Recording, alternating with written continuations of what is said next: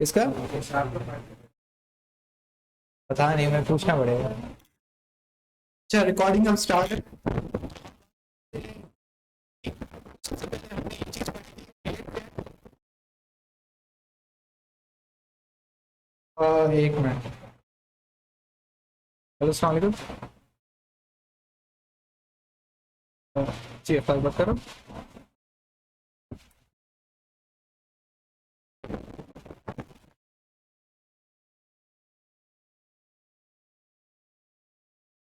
मुझे याद नहीं है।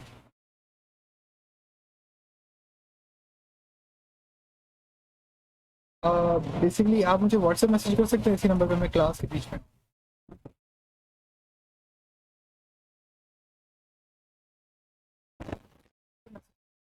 और काम है, और मैं आपको क्लास के बाद में आपको रिप्लाई कर दूंगा।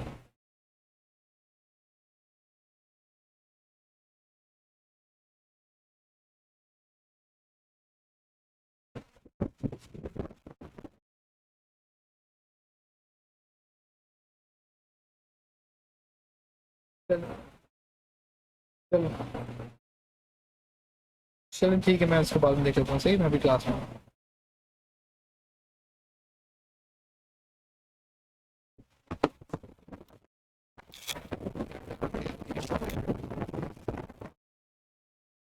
चलो हम कह रहे थे रिएक्ट का जो हमारा इंट्रोडक्शन था, उसमें हमने ये पढ़ा था रिएक्ट क्या है, एक जावास्क्रिप्ट लाइब्रेरी है जो कि किसके लिए इस्तेमाल होती है, फ्रंट एंड के लिए। सिंपल सा काम था, ज़्यादा कोई पंचायत नहीं। सही है। इसमें हमने एक चीज़ खास पढ़ी थी कि इसमें कुछ चीज़ें न्यू इंट्रोड्यूस होगी जो हमने पहले नहीं पढ़ी। इसमें हमने एक चीज़ देखी थी कि JSX, के बाद थोड़ा सा डिफरेंट है JSX, और दूसरा है कंपोनेंट। ये दो नए कॉन्सेप्ट है जो अभी हम लोगों ने पढ़ा था कि बेसिकली रिएक्ट के एडवांटेज भी है और ये उसका नया एक फीचर भी है जो कि पहले नहीं है। सही, तो आपको इनका हमने थोड़ा बहुत बताया था कि JSX क्या होता है, हर चीज़ एक साथ बोला बेटा। ठीक है, ये आपका JSX था। कंपोनेंट का मैंने बताया था कि कंपोनेंट क्या होता है, एक सिंपल फंक्शन होता है। जावास्क्रिप्ट का एक फंक्शन होता है, मैंने आपको दिखाया था। एक सिंपल जावास्क्रिप्ट का फंक्शन है, लेकिन वो जब आप उसको चलाते हो तो किस तरीके से चलाते हो, HTML का वो टैग बन जाता है। एक नॉर्मल जावास्क्रिप्ट का फंक्शन की तरह वो नहीं चलता, बल्कि वो किस तरीके से चलता है, एक जावास्क्रिप्ट का टैग। ये याद है, ये आपका था कंपोनेंट। तो ये दो मेन चीजें हैं जो आपको बार बार रिएक्ट में क्या करनी पड़ेगी, पढ़नी पड़ेंगी, लिखनी पड़ेंगी, और इन्हीं से सारा का सारा रिएक्ट का काम होता है। पहली चीज क्या है JSX, दूसरी चीज क्या है कंपोनेंट। ठीक है, कंपोनेंट क्या है, एक फंक्शन। सही है, लेकिन थोड़ा सा मुख्तलिफ क्यों है कि पहले जब हम फंक्शन चलाते थे तो उसका नाम लिखते थे और पैरेंथेसिस लगाते थे।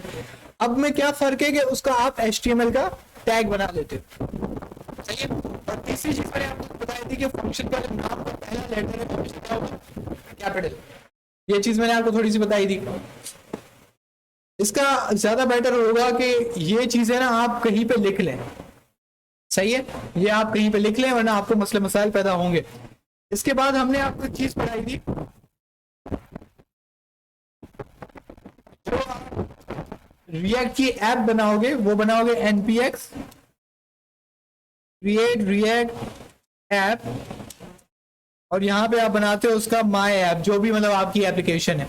ठीक है, अभी हम क्या करते हैं कि क्योंकि हमने यहाँ पर एक बना लिया है तो हम बोलते हैं यहाँ पे एक और फोल्डर बनाते हैं, इसको हम कहते हैं, बल्कि फोल्डर नहीं बनाते, हम साइड में इसी कमांड को दोबारा चला देते हैं।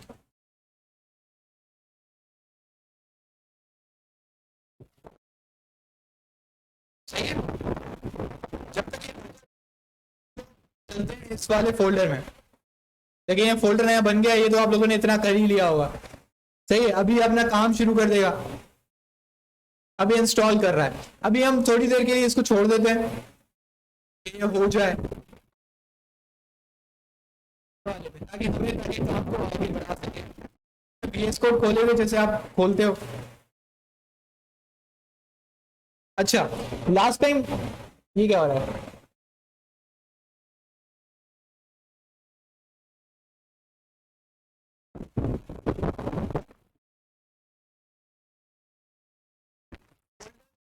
ना सही है। आपको मैंने बताया था कि भाई आज तक जो आप काम करते आ रहे हो किसमें करते आ रहे हो, index.html, ये बात सबको याद है, index.html। अब यहाँ पर आपको index.html दिख रही है,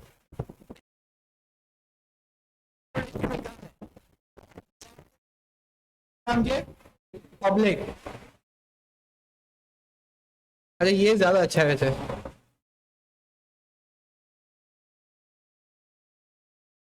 यार कौन बताएगा नोड मॉड्यूल्स क्या है?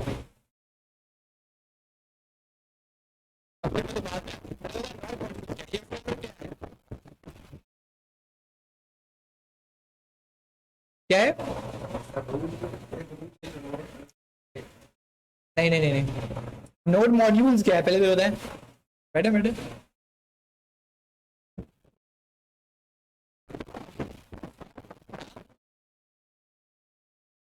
सही कह रहे हैं। नोड मॉड्यूल्स एक ऐसा फोल्डर है कि आप जो भी लाइब्रेरीज इंस्टॉल करते हो, नोड जो है किसके अंदर सेव कर रहा होता है, नोड मॉड्यूल्स के फोल्डर में। आपने रिएक्ट की लाइब्रेरी इंस्टॉल की होगी तब तो उसमें रिएक्ट लगेगी ना, तो चाहते हैं फोल्डर्स मिलते हैं। अब ये सारी चीजें क्या है, ये लाइब्रेरीज हैं। क्या है ये? लाइब्रेरीज। हर लाइब्रेरी का कोई ना कोई काम है। अगर आप नीचे चलते जाएंगे नीचे चलते जाएंगे तो जब आपका स्टार्ट होगा, ये क्या है,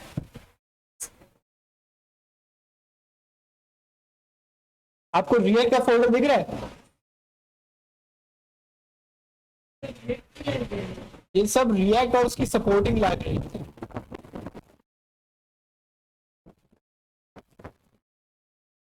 जब हमारे पास रिएक्ट और उसकी सपोर्टिंग लाइब्रेरीज यहाँ पे मिल गई तो अब हम इसको क्या कर सकते हैं, इस्तेमाल कर सकते हैं। ये रही हमारी रिएक्ट। देखिए इस वक्त रिएक्ट को इस्तेमाल करने के लिए अगर आप मुझसे पूछेंगे कि कौन कौन सी लाइब्रेरी सही है किसको इस्तेमाल करने के लिए, तो कौन कौन सी लाइब्रेरी है? एक रिएक्ट जेएस खुद, और दूसरी क्या है, रिएक्ट डोम। सही है, एक रिएक्ट जेएस और दूसरी रिएक्ट डोम। मैंने आपको लास्ट टाइम बताया था कि रिएक्ट डोम क्या था,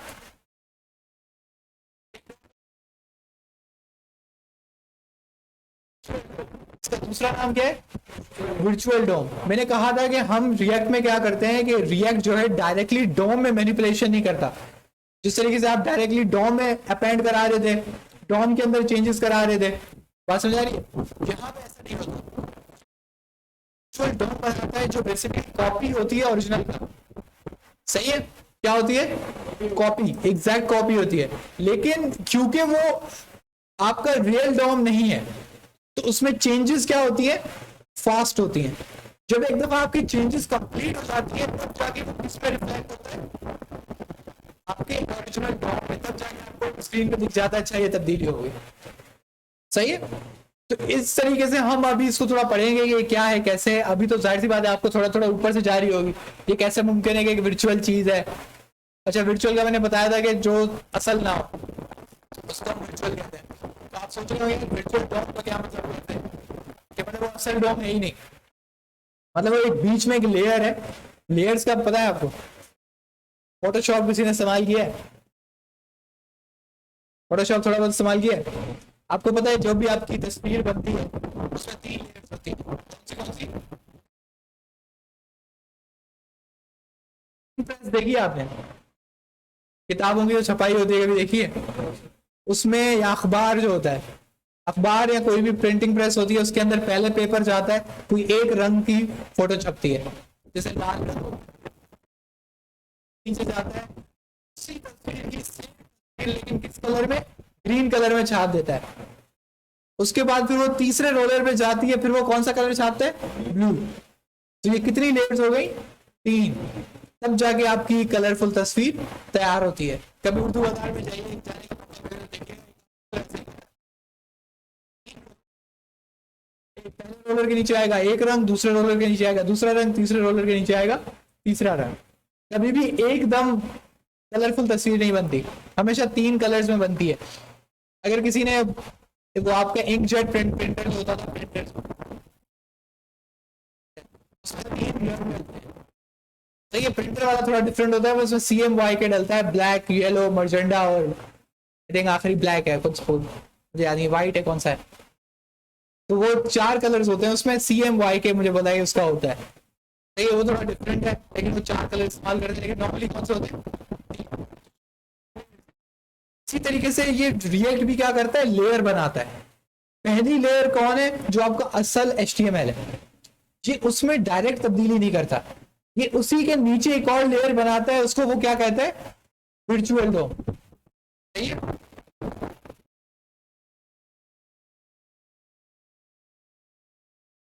लाइब्रेरीज, जो भी लाइब्रेरी आप इंस्टॉल करोगे वो किसमें सेव होगा, और मॉड्यूल्स में। पब्लिक में क्या है, पब्लिक में क्या है, index.html। पब्लिक में बेसिकली क्या होता है, ये मेन आपकी HTML फाइल है। उसके बाद कौन सा फोल्डर है, सोर्स। तो मैंने आपको बताया था कि ज्यादातर जो आपका काम होगा वो किस फोल्डर में होगा, सोर्स के फोल्डर में होगा। पैकेज.json हमने देखा था लास्ट टाइम। पैकेज.json क्या करता है, आप लाइब्रेरी इंस्टॉल करोगे वो किसके अंदर सेव होती है, पैकेज.json। आपको कैसे पता लगेगा आपको कौन कौन सी लाइब्रेरी इंस्टॉल करनी है, जब आप पैकेज.json को खोलते हो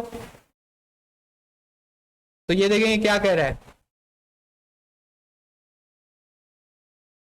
लाइब्रेरी को क्या कहता है, क्योंकि आप उस लाइब्रेरी के बगैर काम नहीं कर सकते, तो वो आपकी क्या बन गई, डिपेंडेंसी। कि मतलब आपका कोड इस पे डिपेंड करता है, इसके बगैर आपका कोड चल नहीं पाएगा। तो इसमें डिपेंडेंसी में पहला कौन सा है, testing library, testing library, testing library.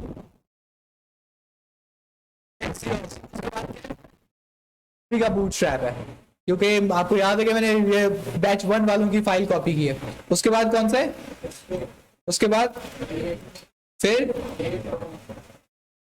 तो ये सारे कुछ लाइब्रेरी हैं जो हमने इंस्टॉल की भी है।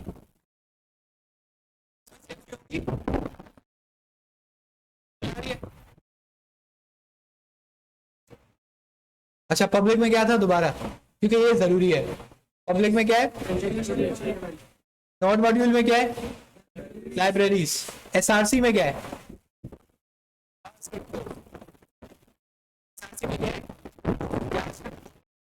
काम कहाँ करना है, SRC में। अब हम क्या करते हैं, यहाँ पे VS कोड खोलते हैं,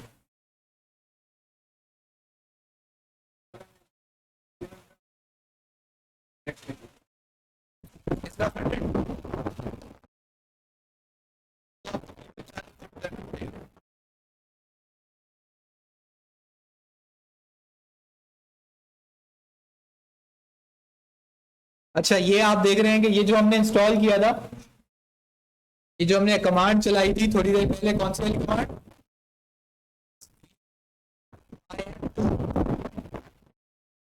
आप देख रहे हैं ये सारा कंप्लीट हो चुका है। जब ये कह दे npm स्टार्ट, तो मतलब आपका कोड कंप्लीट हो गया, डाउनलोड हो गया, सब कुछ हो गया।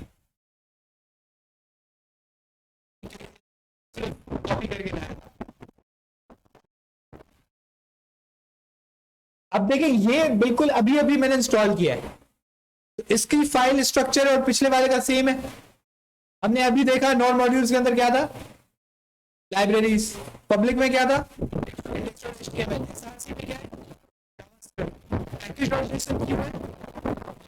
इंफॉर्मेशन कि कौन सी लाइब्रेरी इंस्टॉल करनी है। सही है। ये लॉग जेसन को आप भूल जाएं, इसको आप डिलीट भी कर सकते हैं, ये किसी काम की नहीं है। उसके बाद क्या है, readme.md। रीडमी जो होती है वो आपको बताती है कि आपका क्या है, उसमें क्या सेव हुआ है। इस्तेमाल किया है ना, गेटअप सबने इस्तेमाल किया है। कोई ऐसा तो नहीं है जिसने गेटअप इस्तेमाल ना किया हो। आपने गेटअप नहीं किया, हमने गिटहब की यहाँ पे क्लास तो कराई थी।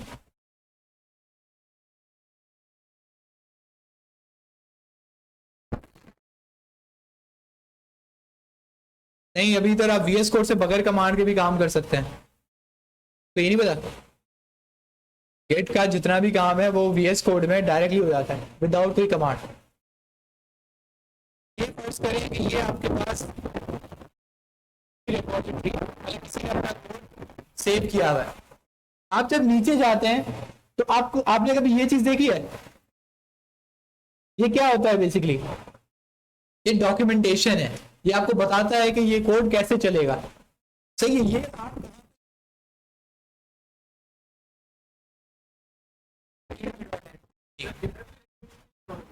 नहीं नहीं नहीं नहीं, ये गिटहब जो है ये रीडमी फाइल, ये आपने जो कमांड चलाई ना, उसने आपको ये रीडमी फाइल बना के दे दी। ठीक है, उसको पता है कि आप लोग प्रोफेशनल डेवलपर हो, आप गिटहब पे अपलोड करोगे, और जब आप गिटहब पे अपलोड करोगे तो गिटहब उसको ढूंढता है,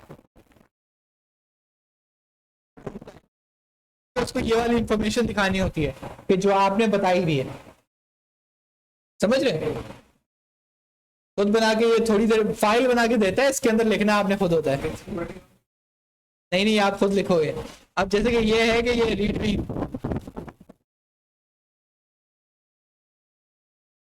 इंफॉर्मेशन लिखी हुई है,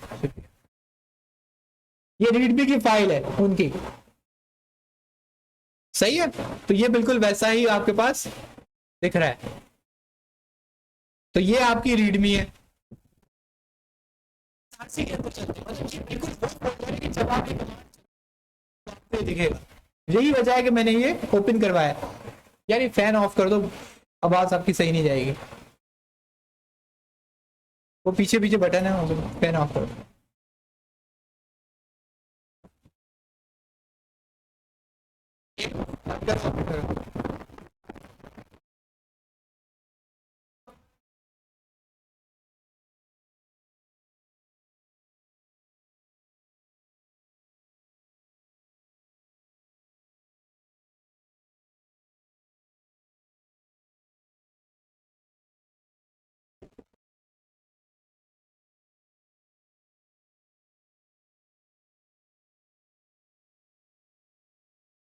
क्यों रहा?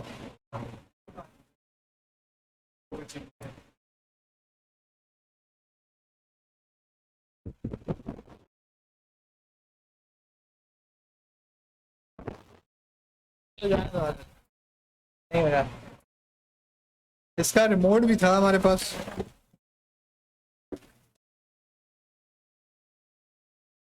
अच्छा, हम लोग इसको कंटिन्यू करते हैं। तो रेडमी की फाइल जो है आपके पास, आपने बताया कि यहाँ पे इसमें कोई चीज़ आपने लिखनी होती है। ये फैन ऑफ कर दो, सारे हो जाएंगे। सही। असल में ये माइक पे इफेक्ट करता है।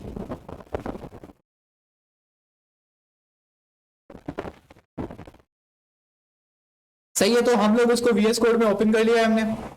अब आप यहाँ पे रीडमी पे क्लिक करें, तो ये सारी जो कहानियां है ना, ये किसने आपको लिख के दी है? ये क्रिएट रिएक्ट ऐप ने लिख के दी है। किसने? जो आपने कमांड चलाई ने करके दिया है। ठीक है, क्योंकि ये सारी फाइलें भी उसने बना के दी हैं। समझ रहे? वरना ये सारा काम आपको खुद करना पड़ता, आपको ये सारे फोल्डर्स बनाने पड़ते, आपको ये सब कुछ करना पड़ता। अब आप आए फाइनली किसके फोल्डर के अंदर? एसआरसी के अंदर। जब आप आएंगे तो आपको दिखेगा ये बहुत कुछ है। नहीं है, आप क्या करें, आप सब डिलीट कर दें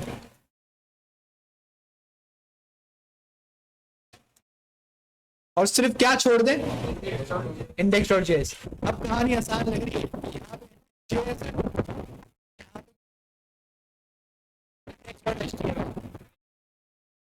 ये बेसिकली आइकन्स वगैरह हैं, तो इसको आप डिलीट ना करें तो बेटर है। अच्छा, अभी मैंने वो चीज चलाई नहीं, वरना अगर मैं इसको चलाता ना तो वो एनिमेशन आती। सही है, लेकिन मैं अभी इसको जल्दी आगे ले जा रहा हूं। अच्छा, अब आप इसके अंदर आएंगे तो ये सब भी क्या है, ये सारे लोगोस वगैरह हैं। अगर आप इसको डिलीट करेंगे तो भी कोई फर्क नहीं पड़ेगा, लेकिन ये इंपॉर्टेंट फाइल इस फोल्डर के अंदर कौन सी है? Index dot H T M L.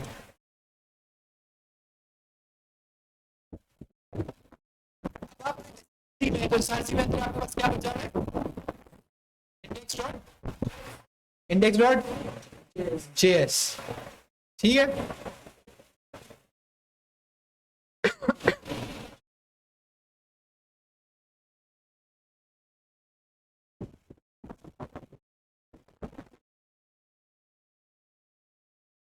React का जो वर्जन है वो बदल दिया है।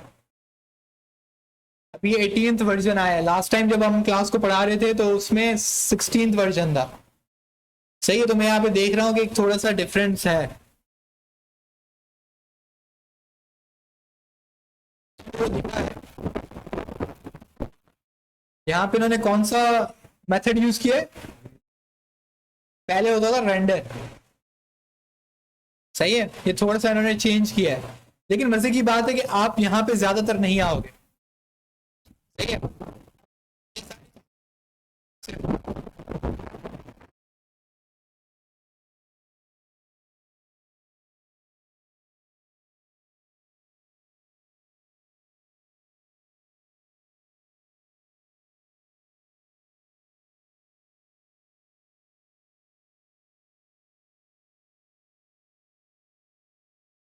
नहीं इन्होंने बेसिकली इस्तेमाल किया है रेंडर, लेकिन आगे किया है। पहले इन्होंने क्या बनाई है, क्रिएट रूट बनाया है, इसको इस वेरिएबल में सेव कराया है।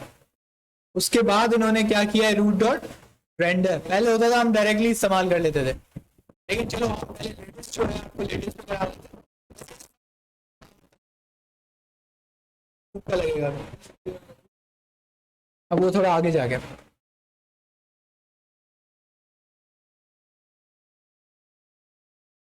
अच्छा, सबसे पहले देखते हैं कि ये क्या है।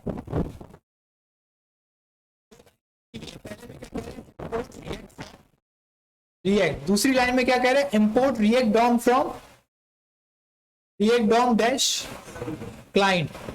ये भी न्यू जो आपकी रिएक्ट है ये उसके कारनामे है, वरना ये डायरेक्टली आप डोम से उठाते थे।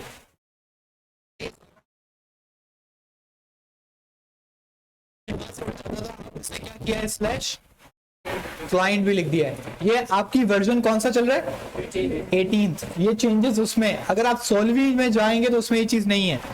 जरा हम इसको देख लेते हैं कि सोल्वी में क्या मसला था। अब मुझे कैसे पता लगा ये 16 है। जेसन में जाए,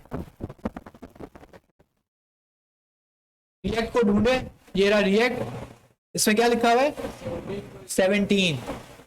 सही है, अब 17 वर्जन का आप इसको एसआरसी में index.js में देखेंगे तो इसने किस में से रिएक्ट डॉम इंपोर्ट करा हुआ है,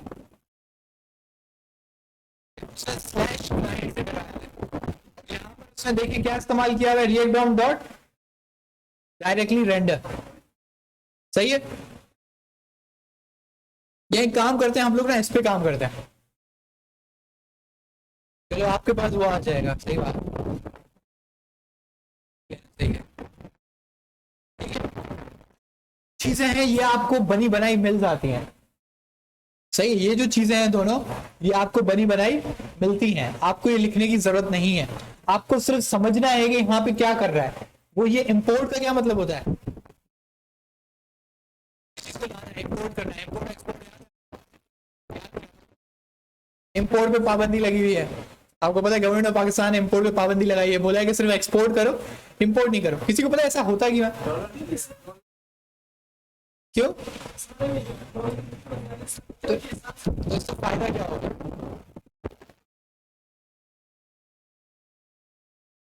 बिकेगी तो हमारे पास डॉलर आएगा। सही है, हम बाहर की चीज खरीदेंगे तो हम डॉलर में पेमेंट करेंगे, जब हम पेमेंट करेंगे तो हमारे पैसे जा रहे हैं किसमें, डॉलर में। सही है, और हुकूमत खस्ता हाल है तो वो कह रहे हैं कि भाई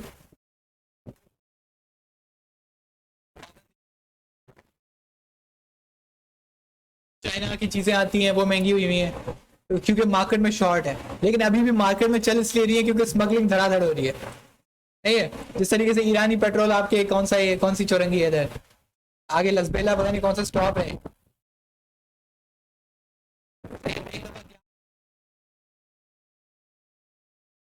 हाँ नहीं, मैं वहां गया था, मैं दोस्त के साथ, उसने बोला देखने चलते हैं वहां पे पेट्रोल चल रहा है।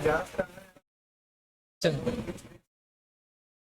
तो ये चीज होती है इंपोर्ट एक्सपोर्ट। सही, कभी भूलोगे नहीं।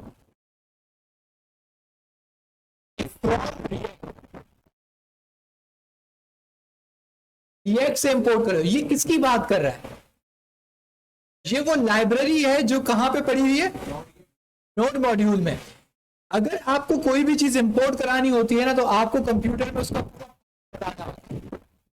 सही है। आपको बताना होता है कि उस फोल्डर में जाओ, याद है जब आप इमेज लगाते थे आप उसको बताते थे कि इस फोल्डर में जाओ, जहां पे ये इमेज पड़ी हुई है वो उठा के लाओ।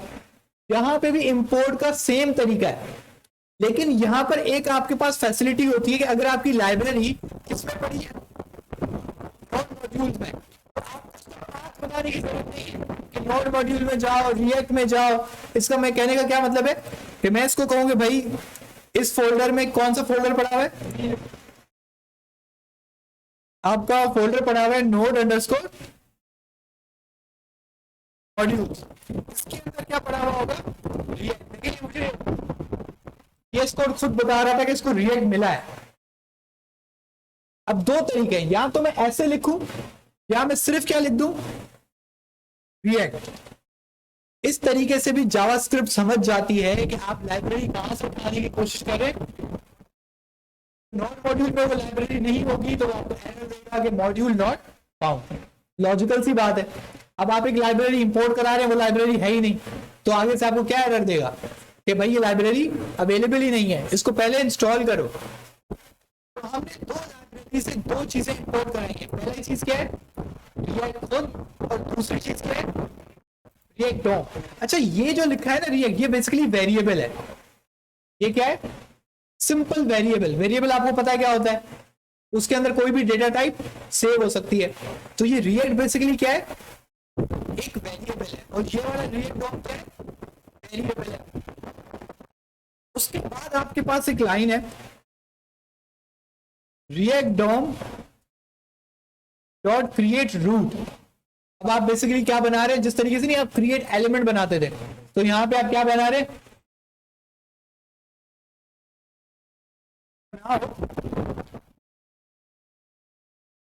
Document dot get element by ID root. मैं कह रहा हूं कि एक रूट बनाओ, एक रूट बनाओ किस पर, जिसकी आईडी क्या है, किसी को याद है? ये डॉक्यूमेंट और गेट एलिमेंट बाय आईडी का क्या मतलब है कि मैं HTML से क्या मंगा रहा हूं, एक आईडी मंगा रहा हूं। उस आईडी कौन सी है, आपको याद है? ये टैग मैंने दिखाया था, ये टैग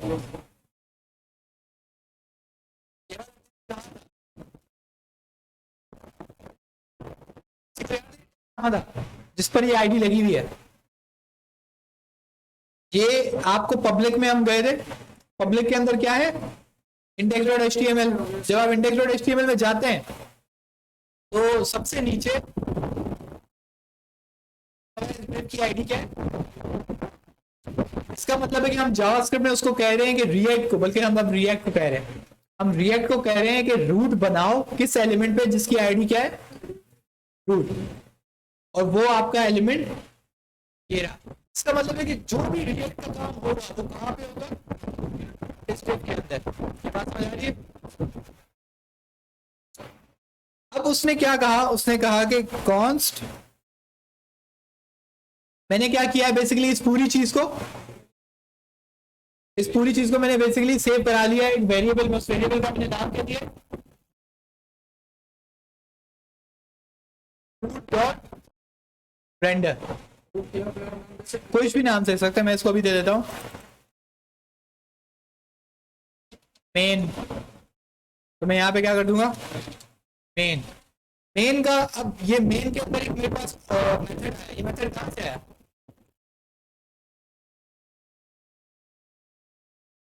ये रिटर्न है। Good answer. ये किसका रिटर्न है, इस फंक्शन का। रिएक्ट डॉम की लाइब्रेरी के अंदर एक मेथड है, उस मेथड का नाम क्या है, क्रिएट रूट। जब ये रूट चला, ये फंक्शन चला, उसने एक आउटपुट दिया मेन में। पता लगा जो उसने मुझे आउटपुट दिया वो बेसिकली एक ऑब्जेक्ट था। उस ऑब्जेक्ट के अंदर एक और फंक्शन है, उसका नाम क्या है, रेंडर। अब इस रेंडर में मैं क्या पास कर सकता हूं, कुछ भी पास कर सकता हूं।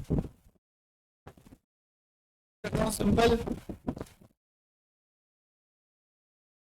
वर्ल्ड, इतना काम हो गया।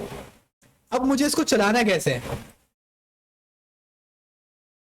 अब आप देख रहे हैं कि फाइलें बहुत आसान है।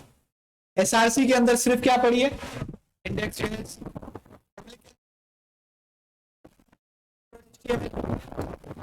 मॉड्यूल में क्या पढ़ा है? लाइब्रेरी।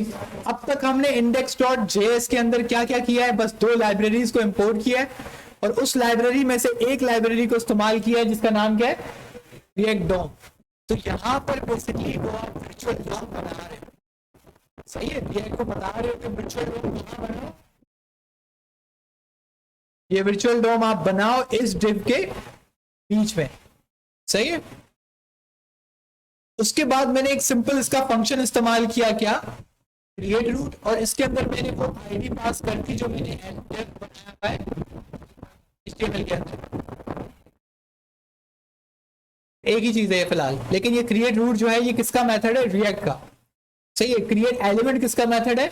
जावास्क्रिप्ट का। ये वाला तो आपको सिंपल सिंपल पता लग रहा है, ये जावास्क्रिप्ट का फंक्शन है डॉक्यूमेंट डॉट, इससे पता ही लग रहा है कि जो भी काम आप कर रहे हैं वो किस में कर रहे हैं? जावास्क्रिप्ट में ही कर रहे हैं। अब यहाँ पे एक और आपने मेथड इस्तेमाल किया, उसका नाम क्या है? रेंडर। अब मुझे फाइनली इस रिएक्ट की एप्लीकेशन को चलाना है। अब मैं चलाऊंगा कैसे? आप यहाँ पे CMD खोलें, आप क्या लिखते हैं? स्टार्ट, PM स्टार्ट, आप एंटर दबा दें।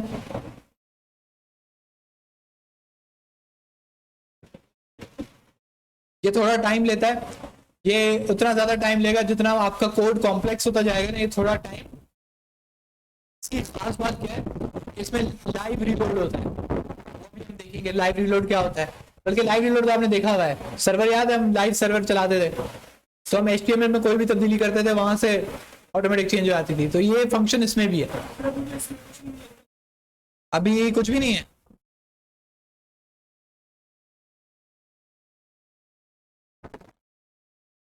इसको ये दिखाना चाहिए।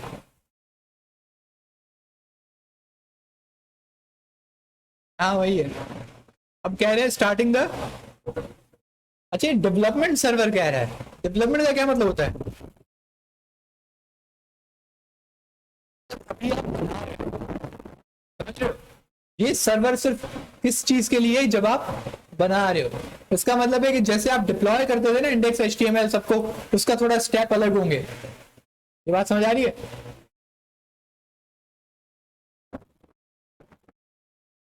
आपके पास क्या कह रहे हैं? Webpack compile warning. वो वार्निंग कौन सी है? React is defined but never used. इसका मतलब है वो कह रहे हैं आपने एक वेरिएबल बनाया है, उसका नाम क्या है? लेकिन आपने उसको कभी यूज नहीं किया। किसी को याद है ये कहां पे हुआ था? पहली लाइन में हुआ था। आप नोट कर लेंगे VS कोड इसको लाइट रखा हुआ है, इसको डार्क कर दिया है। उसकी वजह ये है कि रिएक्ट VS कोड आपको बताने की कोशिश कर रहा है आपने ये वेरिएबल बना लिया, आप इसको इस्तेमाल नहीं कर रहे। लोग, मुझे पता है कि अभी मुझे इसका इस्तेमाल करना भी नहीं है।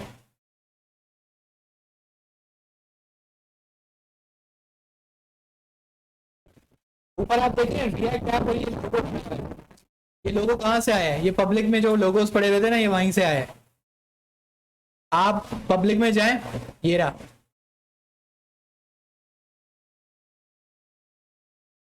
सही है?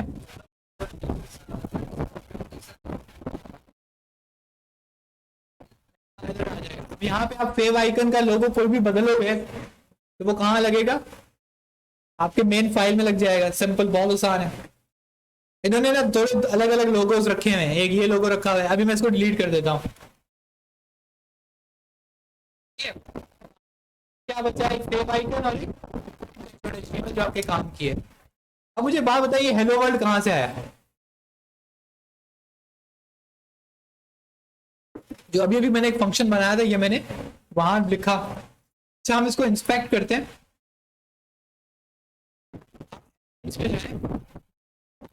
इसको नोट करें क्या हुआ है। ये हेलो वर्ल्ड कहाँ लिख के आया है? जो जिस डिव की आईडी क्या है? रूट, उसके बीच में आया है। ये बात समझ आ रही है? तो ये वाली बात कंफर्म हो गई कि यहाँ पे जो हमने इस डिव को मंगवाया था, ये वाला काम उसके बीच में रखा है। ये बात समझ आ रही है? बहुत सिंपल है। अच्छा, अब हम इसको थोड़ा और अलग काम करते हैं, इसको मिटा दें। हम कहते हैं H1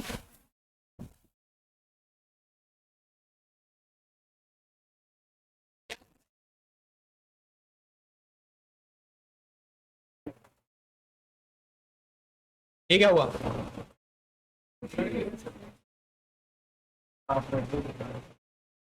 याद है आपने दो प्रॉपर्टीज पढ़ी थी, मतलब इसके अंदर क्या लगा हुआ है? इधर HTML का लगा होता तो ये H1 चला देता। सही है, लेकिन ये तो रिएक्ट है। अब हम फिर इसका मतलब काम कैसे करेंगे? फिर एक और काम करते हैं, ये कोटेशन मार्क्स हटा देते हैं। ये जावास्क्रिप्ट में ऐसा पॉसिबल है? जावास्क्रिप्ट ये चीज को एक्सेप्ट करेगा? इसको अभी टेस्ट कर लेते हैं, इसको टेस्ट कर लेते हैं। कैसे कर सकते हैं? थोड़ा दिमाग चला गया। आप कंसोल में आके डॉक्यूमेंट डॉट, ये आपने यूज किया है हेलो वर्ल्ड, तो वो कहाँ लेके आ गया? डॉक्यूमेंट डॉट राइट क्या करता है, जो भी चीज आप लिखेंगे वो डॉट में दिखा देता है। इसका सिंपल ये मैं इसको कहता हूँ डॉक्यूमेंट डॉट राइट, लेकिन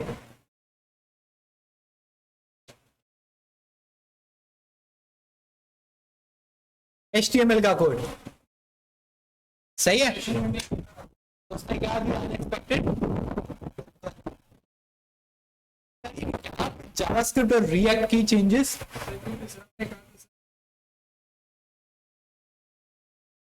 किसको रीड करता? हाँ, अब यहाँ पे यही सीन हो रहा है कि आपने उसको डायरेक्टली क्या दे दिया है? HTML। तो जावास्क्रिप्ट जो है वो बेसिकली क्या समझता है? वो HTML को एक ऑब्जेक्ट समझता है, ब्राउजर उसको कन्वर्ट करके देता है। बात समझ आ रही है? तो ये इसको पता ही नहीं है क्या चीज है, लेकिन जो चीज यहां पर है ये तो बड़े मजे से चला रहा है। तो ये किसका कमाल है? ये जावास्क्रिप्ट का कमाल नहीं है, फिर किसका कमाल है? ये जो काम किया है ये रिएक्ट डॉम, इसका ये आपने फंक्शन बनाया क्रिएट रूट। अब वो समझ गया कि इस डिव के बीच में क्या लिखना है? रिएक्ट लिखनी है। सही है? तो रेंडर में आप जो भी HTML पास करोगे वो उसको पहले कन्वर्ट करेगा किसमें? जावास्क्रिप्ट ऑब्जेक्ट में। उसको पहले किसमें चलाएगा? अपने वर्चुअल डोम। पहले वर्चुअल डोम में उसको चलाएगा, फिर किसमें ले आएगा? आपके फाइनल एक्चुअल डोम। ये सारा स्टेप होगा। अभी आपको ये बात समझ में नहीं आ रही होगी, बस इसको याद रख लें, रट्टा मार लें ये चीज ऐसे होती है। अभी आपको आगे जब पढ़ने आप लगेंगे तो आपको समझ में आ जाएगी। इसको मैं बिल्कुल इजी करके पढ़ा रहा हूँ, अगर आप कोई ट्यूटोरियल देखेंगे तो ये वो क्रिएट रिएक्ट ऐप की कमांड चलाएगा, सारी फाइल्स बनाएगा और वो धड़ाधड़ कंपोनेंट लिखना शुरू कर देगा। वो आपको ये चीज ऐसे नहीं करके दिखाएगा कि सब डिलीट कर दो। सही है? लेकिन ये ज्यादा जरूरी है ताकि आपको पता लगे, आपका दिमाग पूरा खुले कि कौन सी चीज कैसे इस्तेमाल हो रही है। सही है? यहाँ पे कोई अभी तक रॉकेट साइंस लगी नहीं है। आप सिंपल एक लाइब्रेरी को इस्तेमाल कर रहे हैं, उस लाइब्रेरी से आपने एक फंक्शन निकाला है। अच्छा, लाइब्रेरी कुछ नहीं होती, एक जावास्क्रिप्ट की फाइल होती है और कुछ भी नहीं होती। ये चीज दिखाओ ना तो आप खुद बोलोगे यार ये लाइब्रेरी लाइब्रेरी करके लगा रखा है। हालांकि कोई बड़ी बात नहीं है। अगर आप यहाँ पे रिएक्ट लिखें तो ये एक अब आपके पास फोल्डर है किसका? रिएक्ट का। अगर आप इसके अंदर जाएंगे ये क्या पड़ा हुआ है? index.js। ये आपकी लाइब्रेरी है। सही है? अब ये लाइब्रेरी क्यों है? ये JS की फाइल है। अब ये JS की फाइल किसी और JS की फाइल को चला रही होगी। अब जैसे यहां पर है, अब ये आपका रिएक्ट का कोड है।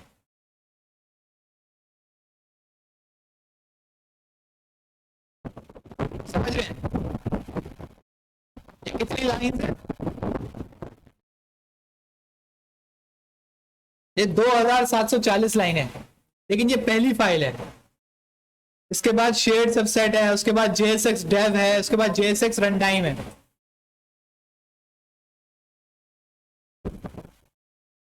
तो ये सारी चीजें रिएक्ट की लाइब्रेरी कुछ भी नहीं होती। लाइब्रेरी एक जावास्क्रिप्ट की फाइल होती है जो बेसिकली किसी और ने लिखी हुई होती है। आप उसको इंपोर्ट करते हो और चला लेते हो। बात समझ आ रही है? बहुत सिंपल सी चीज है।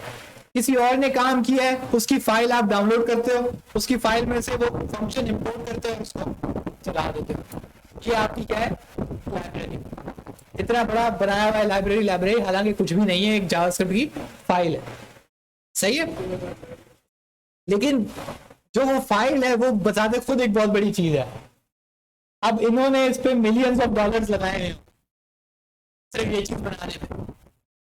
टीम बैठी हुई होगी, उस टीम में बड़ा टाइम लगाया हुआ होगा, उसकी डेवलपमेंट हुई होगी। जाहिर सी बात है उनकी एक एक बंदे की तनख्वाह जो है वो 1-1 लाख डॉलर माहना होगी। सही है, फर्ज 10-15 लोग उस पर लगे हुए होंगे। सही है, तो इस तरीके से वो पैसे ले रहे हैं, तो ये इस तरीके से प्रोजेक्ट कॉस्ट कैलकुलेट की जाती है। उसके अलावा और लोग इसमें शामिल होंगे, मार्केटिंग वाले, डॉक्यूमेंटेशन वाले, तब जाके ये पूरी लाइब्रेरी सामने आती है।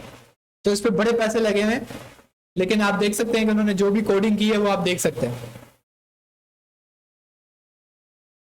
सही है, और अगर आप गौर करेंगे तो इन्होंने कोई बार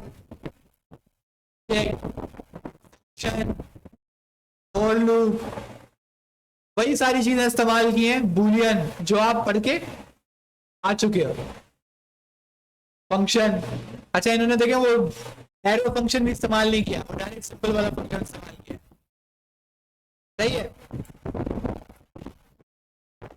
ये चीज है आपकी लाइब्रेरी। ये प्रॉमिस मैंने बताया था, किसी को याद है? एसिंक वाला मैंने जब कोड पढ़ाया था तब मैंने ये आपको बताया था। क्या पता लगा? उस लाइब्रेरी में एक फंक्शन चलाया, उस फंक्शन में आपने क्या पास कर दिया? एक HTML का कोड, और वो HTML का कोड आपको कहाँ मिल गया?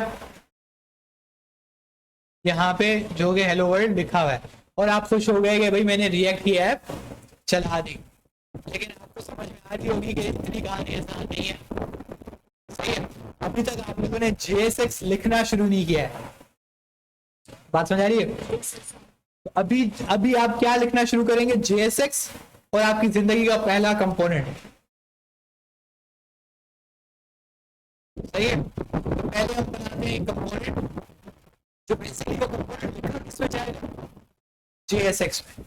बात समझ आ रही है? कंपोनेंट खुद तो कुछ भी नहीं है ना, कंपोनेंट खुद तो कुछ भी हो सकता है, लेकिन वो लिखा किसमें जाएगा? JSX में। अच्छा, मैं क्या कर सकता हूं?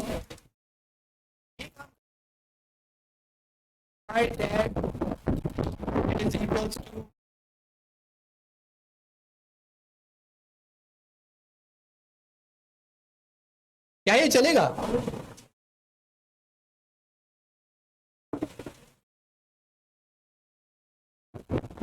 ये बिल्कुल सही चल रहा है। मैंने एक वेरिएबल के अंदर क्या सेव करा दिया है? एक HTML का टैग।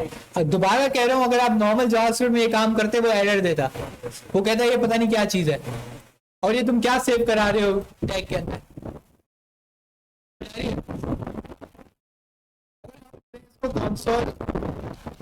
console.log, और उसमें हम लिखे माई टैग, और इधर आके हम कंसोल में आए, तो ये आपको क्या दिखा रहा है? पूरा पूरा चेक। ये क्या चीज है? एक मिनट, इसको हम दोबारा चलाते हैं। आप इस चीज को नोट करें, इंडेक्स JS लाइन नंबर कौन सी है? 9, और 9, लाइन नंबर 9 पे मैंने क्या लिखा हुआ है? आप देख रहे हैं कि उसने उससे क्या कर दिया है? एक जावास्क्रिप्ट ऑब्जेक्ट बना दिया है। ये काम कौन कर रहा है? ये JSX या रिएक्ट कर रही है।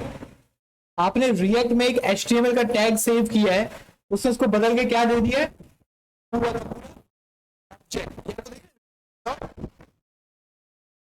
ऑब्जेक्ट की टाइप उसको दे दी है। आप इसमें देख रहे हैं कि उसने सब कुछ सेव किया हुआ है कि इसके चाइल्ड में क्या है? हेलो वर्ल्ड जो आपने लिखा था, इसकी टाइप क्या है? H1। तभी ये यहाँ पे काम हो रहा है, और नॉर्मल जावास्क्रिप्ट में काम, जावास्क्रिप्ट में ये वाला ऑब्जेक्ट थोड़ी बनता है।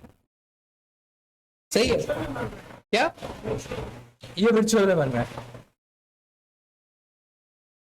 ये वाला जो ये तो चलो मैनिफेस्ट से हुआ है, इसको छोड़ो। इसमें दोबारा कह रहा हूँ, कंसोल लॉग किसका, किसकी कमांड है? जावास्क्रिप्ट। मैंने रिएक्ट के अंदर जावास्क्रिप्ट की कमांड लिख दी तो चली, सिंपल चल गई। अगेन क्यों? क्योंकि रिएक्ट किसमें लिखी हुई है? जावास्क्रिप्ट। कभी भी आपका दिल करे आप रिएक्ट में मतलब क्या लिख सकते हो? जावास्क्रिप्ट, क्योंकि वो लिखी हुई किसमें?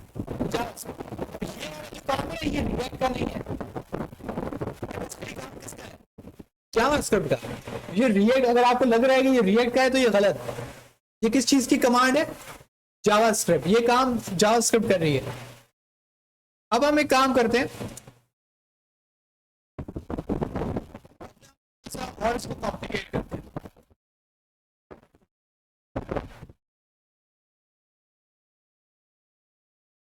अच्छा, एक और आपको एक चीज बताते हैं। यहाँ नीचे आप जाएंगे ना तो आपको लिखा हुआ है जावास्क्रिप्ट।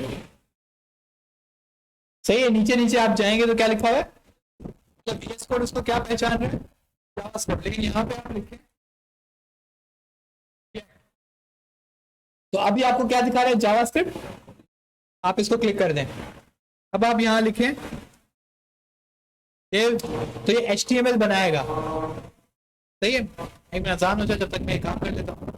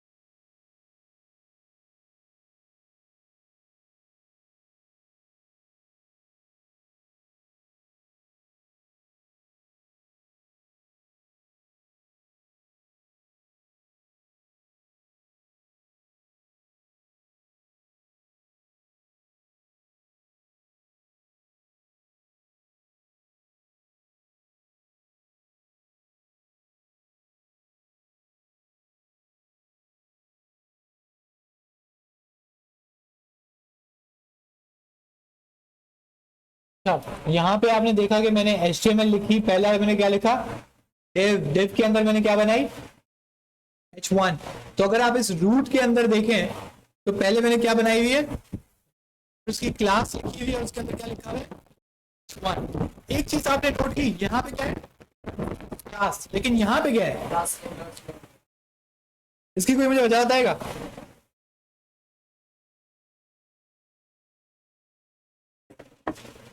ये फर्क क्यों है?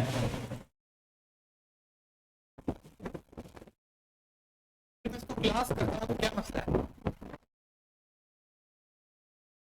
चल अब भी है, लेकिन अगर आप कॉन्सोल खोलोगे तो ये आपको क्या वार्निंग दे रहा है? Invalid DOM property class. Perfect. क्यों? क्योंकि आप इसके अंदर लिख रहे हो जावास्क्रिप्ट, और जावास्क्रिप्ट के अंदर ऑलरेडी एक कीवर्ड है जिसका नाम क्या है? क्लास। वो कौन सा की? वो क्लास समझते हैं सब?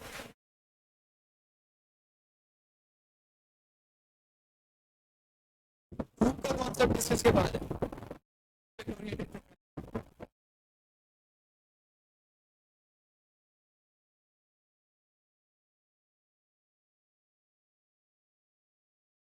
यहां पे आप देख रहे हैं कि इसने नीचे बनाया हुआ है क्लास कार। सही है, ये भी एक जावास्क्रिप्ट का एक फीचर है जो कि तकरीबन हर लैंग्वेज में होता है। पाइथन में भी है, C++ में भी है, जावा में भी है, एक बहुत इंपॉर्टेंट टॉपिक है क्लास। लेकिन मजे की बात है कि इधर रिएक्ट में अब ये ज्यादा यूज नहीं होते। पहले ये बहुत ज्यादा, 2 साल पहले ये बहुत यूज होता था। रिएक्ट के अंदर जो भी काम होता था वो किसमें होता था? इसमें होता है फंक्शन में। लेकिन फंक्शन ज्यादा आसान है एज कंपेयर टू क्लास। अगर मैं यहाँ पे आपको क्लासेस वाली रिएक्ट लिखना शुरू कर दूंगा ना, तो आप खो जाओगे, आप बोलोगे पता नहीं क्या हो रहा है। लेकिन फंक्शन को समझना बहुत आसान है। तो पहले ही इतनी डिफिकल्ट चीज, तो उसको आसान बनाने के लिए हम पहले क्या कर रहे हैं?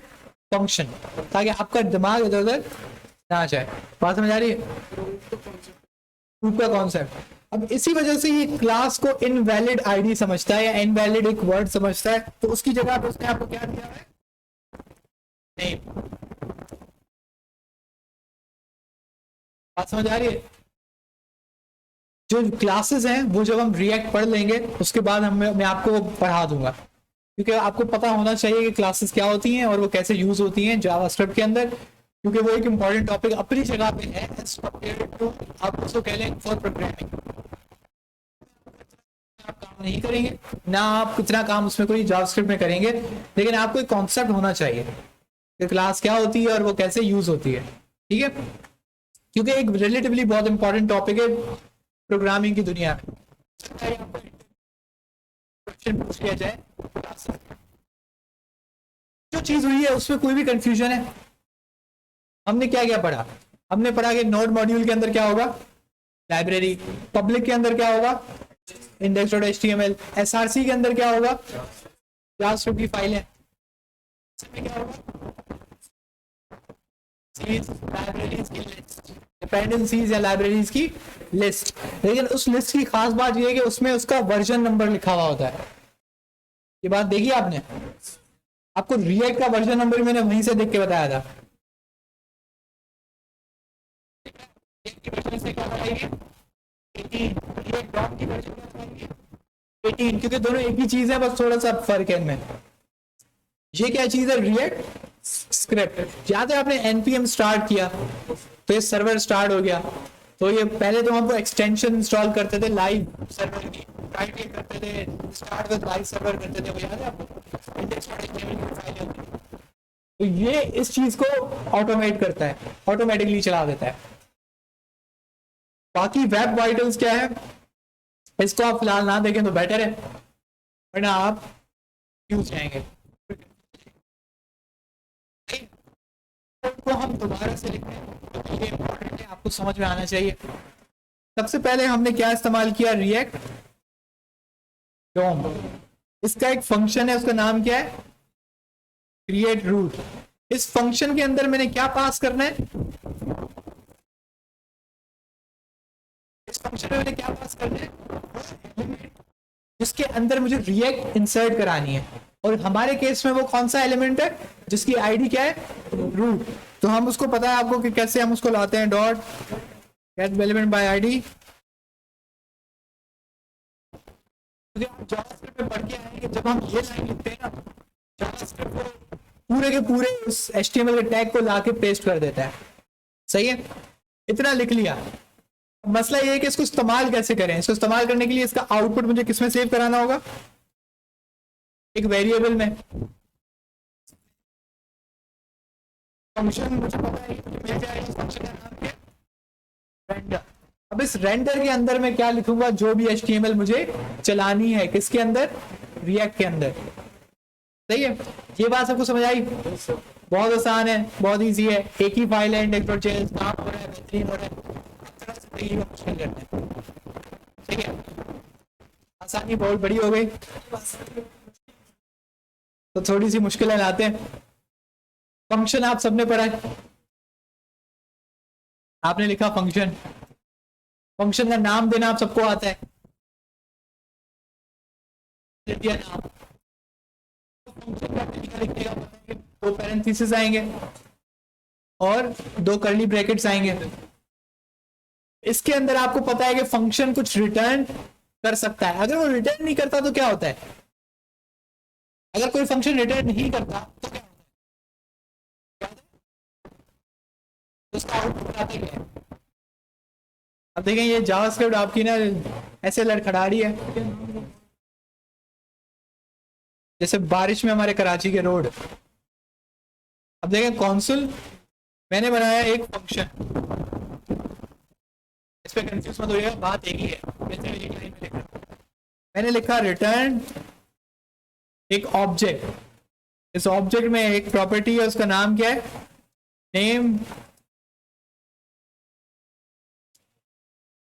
उसने रिटर्न क्या किया, पूरा का पूरा फंक्शन लेके इस फंक्शन को सेव करा दो, यानी कि इसका आउटपुट सेव करा दो। बल्कि इसका आउटपुट अभी नहीं आएगा, इसका आउटपुट तब आएगा const my func। सही है। अब मैं इस फंक्शन को चलाता हूँ, आउटपुट क्या है, वो ऑब्जेक्ट। इसका आउटपुट क्या है, ऑब्जेक्ट। याद है ये जो चीज हमने की है ये वाली, ये कैसे हुई, ये बिल्कुल ऐसे हुई है कि कॉन्स्ट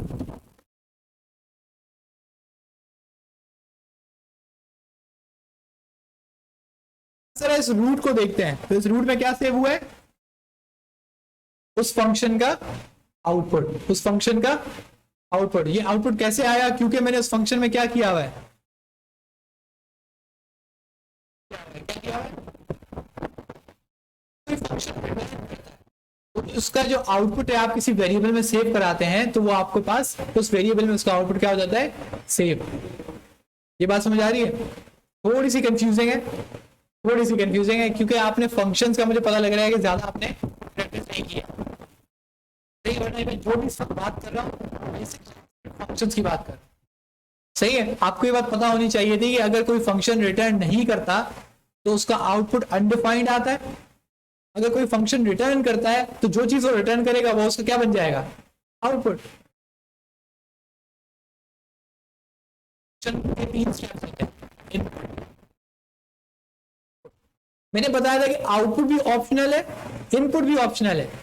आप उसको कोई चीज पास करेंगे तो इनपुट आएगा, कोई चीज पास नहीं करेंगे तो वो इनपुट नहीं आएगा। मैंने आपको ये भी बताया था कि आउटपुट भी ऑप्शनल है, अगर आप रिटर्न करेंगे तो आउटपुट आएगा, रिटर्न नहीं करेंगे तो आउटपुट नहीं आएगा।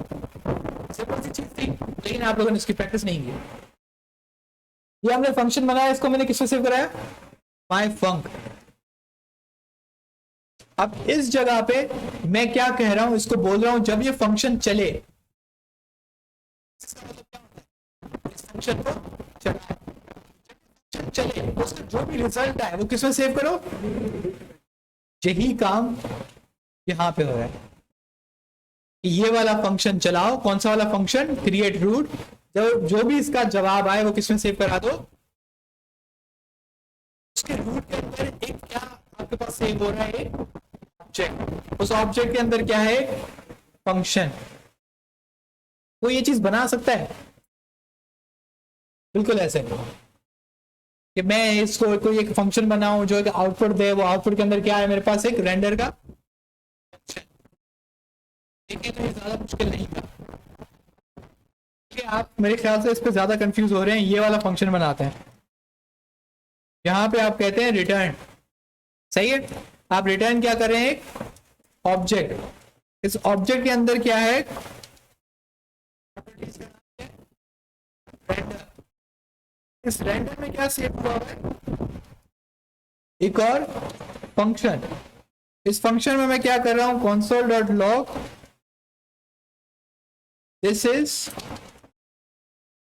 Render function.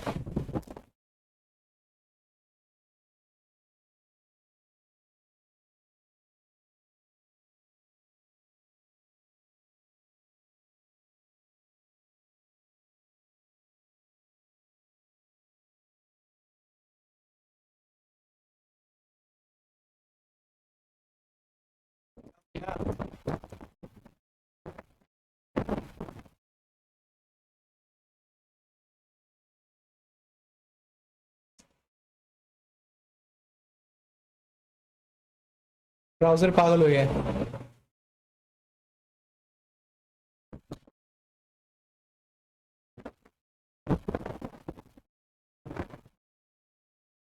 तो मारने में डायरेक्ट एग्जीक्यूशन होती है भाई, क्या हो रहा है? क्या कोई रिमूव तो नहीं हो गया है? 1 2 3, ये इसका क्लोजिंग, ये इसका क्लोजिंग।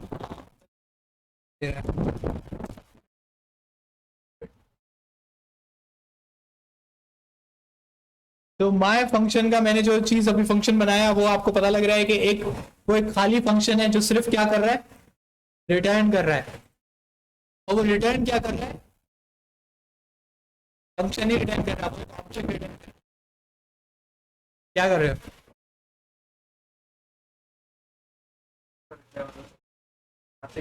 कहाँ में? वो क्योंकि वो तब उसकी आउटपुट आता है, या वो यूज तब होती है जब वो फंक्शन आउटपुट देता है। उसको जावास्क्रिप्ट को लग रहा है कि इसका कहीं भी यूज नहीं हो रहा। हम क्या करते हैं कि इस फंक्शन को चलाते हैं, इसको मैं कहता हूं कॉन्स्ट रूट।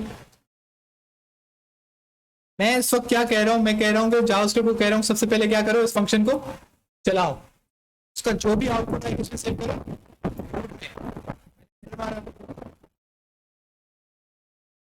रूट में क्या सेव होगा, एक ऑब्जेक्ट। अब मैं करूंगा रूट डॉट रेंडर, मैं बोलूंगा इस रेंडर फंक्शन को यार चला, बिल्कुल उसी तरीके से। और जब मैं इसको एंटर मारूंगा तो मेरे पास क्या आ गया, दिस इज रेंडर फंक्शन। ये काम एग्जैक्टली ऐसे हो रहा है जैसे यहाँ पे इन्होंने किया हुआ है। तो आपको कम से कम ये समझ में आना चाहिए कि ये हो क्या है। ये सिंपल क्या है, जावास्क्रिप्ट का फंक्शन है जो एक आउटपुट है। दूसरी चीज, अगर एक फंक्शन है,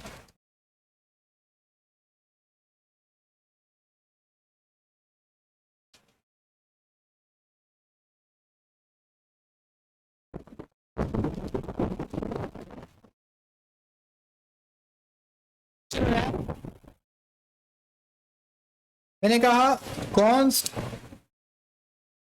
रूट माय फंक्शन टू चलाओ। अब मैं इसको वही काम कह रहा हूं कि इस फंक्शन को चलाओ, इसका आउटपुट किसमें सेव करो। तो ये तो वहां से आया कि वो कौन सा लॉग चल गया, इसका मतलब ये फंक्शन चला। सही, अब हम देखते हैं रूट में क्या सेव हुआ। रूट में क्या सेव हुआ, अनडिफाइंड। इसका मतलब है कि इस फंक्शन ने कोई भी रिटर्न नहीं दिया है। याद रखिएगा, फंक्शन बनाते हैं वो हमेशा क्या देना चाहिए, रिटर्न। वो हमेशा क्या देना चाहिए, रिटर्न। रिएक्ट आपसे हमेशा एक्सपेक्ट करेगा कि आप जो भी उसमें फंक्शन बनाओगे वो क्या करेगा, रिटर्न लाजमी करेगा। चलाएगा रिटर्न दिखा रहे हैं इधर, जो आप चीज रिटर्न करोगे। अब यहां पे देखिए मैंने क्या बनाया, एक सिंपल फंक्शन बनाया, उसका नाम क्या दिया है, ग्रीटिंग। अब मुझे बताएगा मैंने इसका लेटर कैपिटल क्यों लिखा है, ये क्या चीज है, ये कंपोनेंट है। ये क्या चीज है, फंक्शन ही। लेकिन रिएक्ट के अंदर अगर फंक्शन का पहला नाम क्या हो, कैपिटल, तो उसको हम क्या कहते हैं, रिएक्ट कंपोनेंट। क्या कहते हैं, रिएक्ट कंपोनेंट। अब इसके अंदर हम लिखते हैं पहली चीज क्या,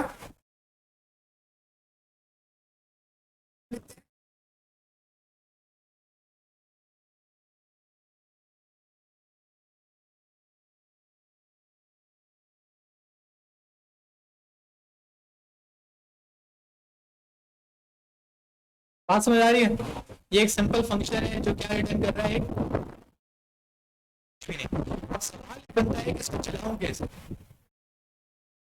अगर ये नॉर्मल जावास्क्रिप्ट होती तो ये काम ऐसे होना था,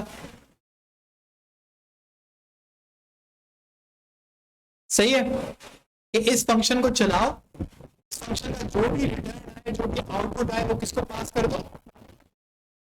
नॉर्मल किसमें होता है, नॉर्मल जावास्क्रिप्ट में। लेकिन ये नॉर्मल जावास्क्रिप्ट नहीं है, ये क्या चीज है, रिएक्ट।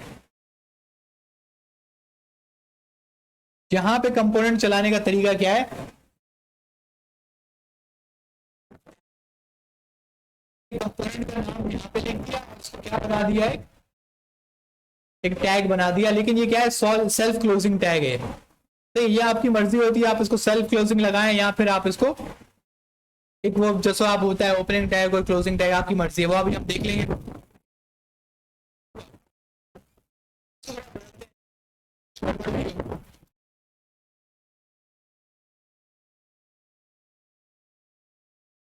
सॉरी, हाँ हाँ, उस डिव में गया है। हाँ, ये रूट से मैं ये बताने की कोशिश कर रहा हूँ, ये इसमें आईडी क्या लगी हुई है, ये फंक्शन सारा सब कुछ उसके अंदर चला गया। अगर हम इसको वेरीफाई करना चाहें तो हम इसको राइट क्लिक करके, आप देख रहे हैं कि ये डिव कौन सा है, आईडी रूट, और इसके बीच में क्या आ रहा है, h1 का टैग। ये h1 का टैग कहां से आया,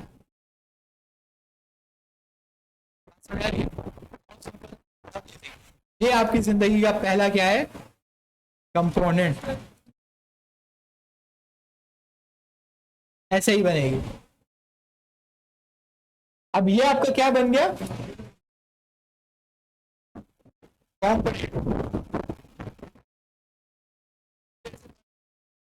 कंपोनेंट। वो बेसिकली कंपोनेंट क्या है, ये। अगेन क्या ये कहानी इतनी आसान है, कहानी इतनी आसान है, सोच के बताएं। अच्छा काम करते हैं, क्वालिटी है कि कंपोनेंट में कहीं भी इस्तेमाल कर सकता हूं, बार बार इस्तेमाल कर सकता हूं। मैंने आपको बताया था कि भाई आप एक दफा एक कंपोनेंट बना लो, उसके अंदर आप डेटा भी बदल सकते हो और उसको बार बार इस्तेमाल भी कर सकते हो। आप उसको जहां पे इंजेक्ट करोगे वो वहां पे चल जाएगा। इसका क्या मतलब बनता है, इसका मतलब बनता है कि अगर मैं इसके ऊपर ही एक और कंपोनेंट बनाऊं, यानी कि पहले मैं फंक्शन बनाऊं, इसके ऊपर मैं बी ए बनाऊं, सही, और उसको मैं रिटर्न दे दूं और उसको बोलूं भाई तुम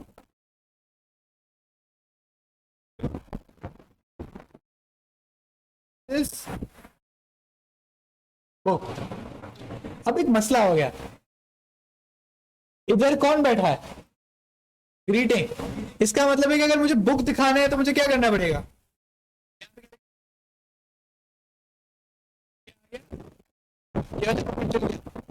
मैं ये नहीं चाहता था, मैं चाहता था कि कुछ ऐसा हो कि ये वाले कंपोनेंट के अंदर ये वाला कंपोनेंट चले।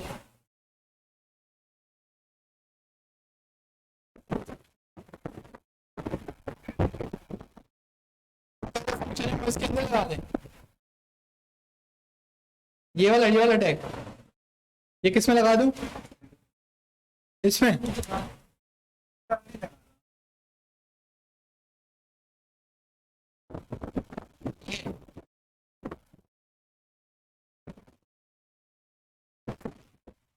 करा दूं,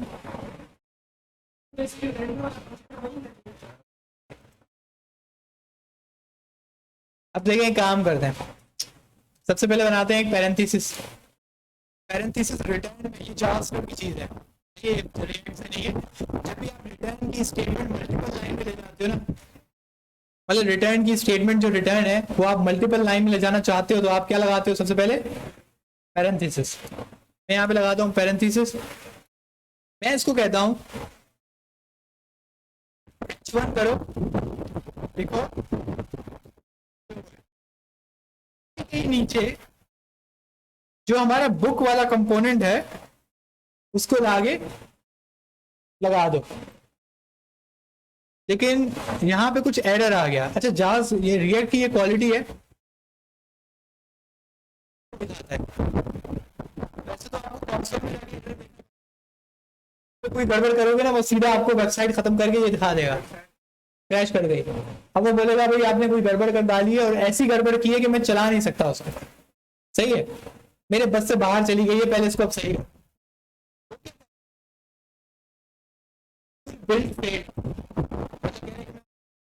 रिएक्ट को कि भाई आप चाहते क्या, मसला क्या है, मसला क्या बता रहे, syntax error. Adjacent JSX elements must be wrapped in a enclosing tag. ABCD ब्ला ब्ला ब्ला जो भी था। लेकिन एक चीज समझ आई, ये कौन सा एरर है? ये पूरी चीज क्या है? क्या चीज है? इसको हम क्या कह रहे थे? ये पूरा क्या है? ये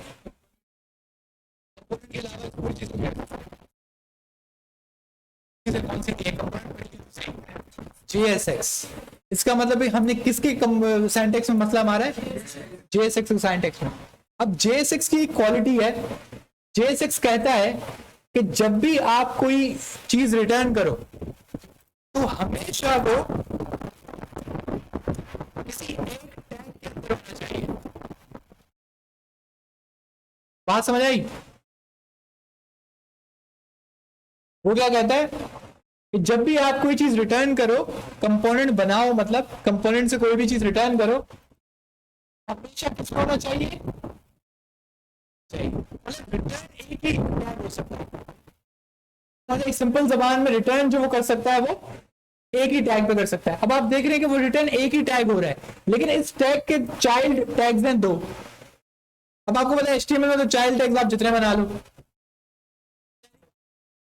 सबसे पहला टैग होता है HTML, बाकी सब कुछ उसका क्या होता है? चाइल्ड होता है। लेकिन वो HTML तो एक ही टैग है ना जो सबको रैप कर रहा है। इसी तरीके से ये जो div है ये इन सबको रैप कर रहा है। अब जब आप पीछे जाएंगे, क्या चीज पास होगी? हाँ सर,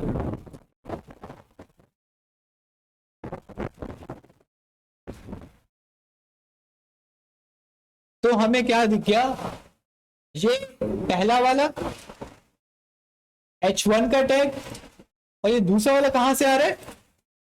ये हम इस कंपोनेंट को इस्तेमाल कर रहे हैं इस कंपोनेंट के अंदर, दूसरे वाले कंपोनेंट के अंदर। ये तो है, ये बात आपको याद है? ये बुक का कंपोनेंट बिल्कुल अलग है और ग्रीटिंग का कंपोनेंट अलग है। लेकिन आपको ये बात पता लगी कि भाई एक कंपोनेंट दूसरे कंपोनेंट के अंदर इस्तेमाल हो सकता है, जैसा कि मैंने कहा था कहीं भी इस्तेमाल हो सकता है। क्या आप कोई कोड बनाते हैं और वो कहीं भी इंजेक्ट हो सकता है?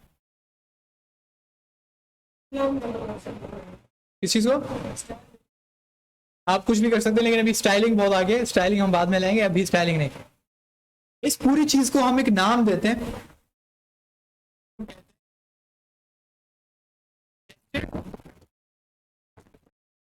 कंपोनेंट्स, यानी एक कंपोनेंट के अंदर दूसरा कंपोनेंट। बात समझ आई? आसान है मुश्किल है? आसान है, बहुत अच्छी बात है।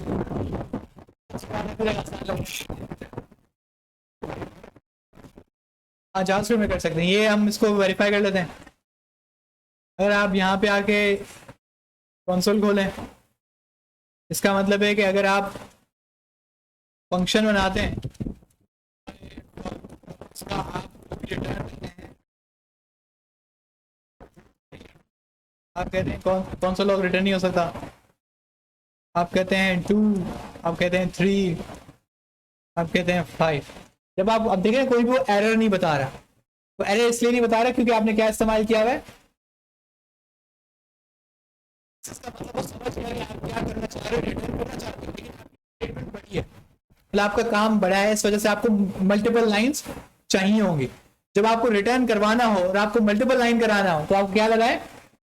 पैरेंथेसिस। क्योंकि देखिए मसला क्या होगा, जब आप इसको पैरेंथेसिस नहीं देंगे ना, रिटर्न करो 5, लेकिन 3 भी करो, समझ में नहीं आएगा कि मैंने तो 5 ही रिटर्न करना है, ये पता नहीं क्या है, ये पता नहीं कहां से आ गया। और आपको मैं एक बात बताऊं कि फंक्शन वहां पे ब्रेक हो जाता है जहां पे उसको क्या मिल जाता है? रिटर्न। जहां पे उसको रिटर्न मिला वहां पे वो क्या हो जाएगा? फंक्शन को लगता है एक ही डेटा एक ही रिटर्न करता है। अगर आपने देखा हो तो कभी कभी होता है कि आपका जो इफ एल्स लॉगिन सिस्टम जो बनता है ना, तो लॉगिन सिस्टम में सबसे ऊपर एक इफ कंडीशन लगाई जाती है, उसके अंदर ईमेल वाला डेटाबेस में है, चेक नहीं हुआ, ये ईमेल वाला बंदा मेरे डेटाबेस में है, अगर है तो आगे बढ़ो, अगर नहीं है तो वहीं पर रिटर्न कर दो यूजर नॉट फाउंड। अब फंक्शन जब चलता है ना, वो देखता है कि अगर उसको यूजर नहीं मिला तो वो क्या चला देते हैं, रिटर्न। रिटर्न चला देगा तो आगे का सारा कोड, आगे का सारा कोड नहीं चलता। ये रिटर्न की क्वालिटी है, ये हर जबान में होता है, ये पाइथन में भी यही है, जावास्क्रिप्ट में भी यही है। क्या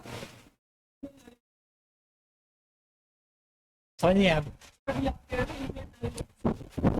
हाँ पहले ये हम हमारी बात ये होती है कि हम पहले ये चेक कर लेते हैं कि एक ईमेल वाला बीच में पासवर्ड को नहीं लाते, हम पहले बोलते हैं कि ईमेल दो, मैं चेक करके आता हूँ कि तुम मेरे पास हो भी या नहीं। तो पहले चेक करता है कि इससे स्पीड तेज होती है, सही है, वो पहले आगे चेक करता है कि अच्छा ये बंदा है तो आगे बढ़ो। फिर नेक्स्ट स्टेप होता है अच्छा तुम ये बंदा मिल गया, अब इसका पासवर्ड चेक करो, इसका पासवर्ड चेक हो जाता है तो आगे, सही है। अगर उसको वो चीज नहीं मिलती तो आपको वो बोलता है इनवैलिड यूजर नेम या यूजर नेम नॉट फाउंड, सही है। उसके बाद यही है, उसके बाद अगर आप उसको पासवर्ड देते हो तो फिर वो उसको पता चल जाता है कि यूजर नेम है लेकिन पासवर्ड गलत है, तो आपके पास क्या सामने आ जाता है, पासवर्ड इनकरेक्ट। लेकिन कुछ वेबसाइट सिक्योरिटी के लिए लिख के आपको देती हैं invalid user name slash password, ये बेसिकली सिक्योरिटी होती है। हो सकता है कोई ना वो हैक करने की कोशिश कर रहा हो, कोई गैस कर रहा है इसका ईमेल पासवर्ड क्या होगा, अब आपने उसको ये बता दिया कि ईमेल तो यही है, तो आपने उसका 50% काम कर दिया, उसको ये कंफर्म है कि ईमेल यही है, अब वो क्या ट्राई मारता रहेगा, पासवर्ड ही। अब अगर आप उसको बोलते हो कि invalid user name slash password, यानी कि आपने उसको ये भी कंफर्म नहीं किया कि ये ईमेल सही भी है या नहीं, तो अब वो कंफ्यूज हो जाएगा, वो बोलेगा यार अब मैं ईमेल पे पहले ट्राई करूं या पासवर्ड पे ट्राई करूं, तो आपने उसकी कॉम्प्लेक्सिटी बढ़ा दी। तो ये एक फीचर होता है, होता था कि ये एक फॉल्ट होता था, सही है कि आप ये नहीं बता पा रहे कि आपके पास ये बंदा है भी या नहीं, और आप बोल रहे हो इनवैलिड यूजर नेम पासवर्ड, तो हमारे प्रोफेसर हमें बोलते थे कि भाई ये क्या है, तो भाई ये तो बताओ कि कौन सी चीज गलत है। अब ये फीचर बन गया,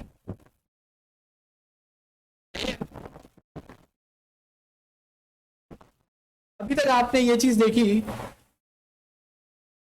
हमने दो कंपोनेंट बनाए और JSX की हमने एक क्वालिटी पढ़ी, JSX की हमने क्वालिटी पढ़ी कि जो भी HTML हम लिखेंगे उसका एक क्या होना चाहिए,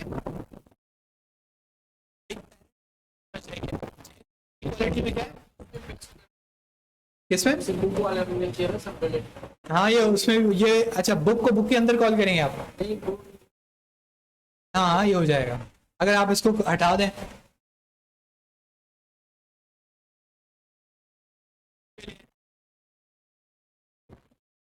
वन लाइनर था इस वजह से मैंने इसको पैरेंथेसिस नहीं दिया था, अब मैं इसको मल्टीपल लाइन में ले जा रहा हूं तो मैं इसको पैरेंथेसिस दूंगा, और यहां पे मैं लिखता हूं ग्रीटिंग, तो क्या दे रहा है, तब वो मुझे क्या दे रहा है, एरर। तो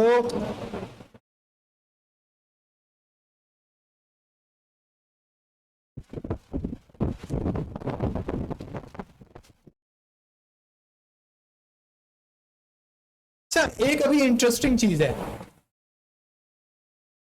अभी एक इंटरेस्टिंग चीज ये है कि मैंने बुक के अंदर क्या कॉल किया है, लेकिन ग्रीटिंग डायरेक्टली यहां भी कॉल हो रहा है,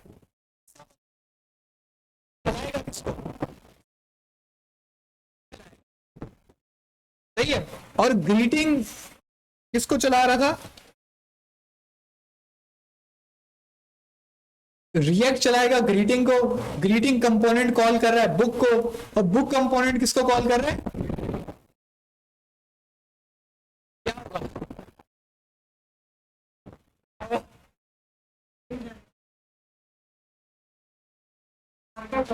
एक दूसरे को आवाज,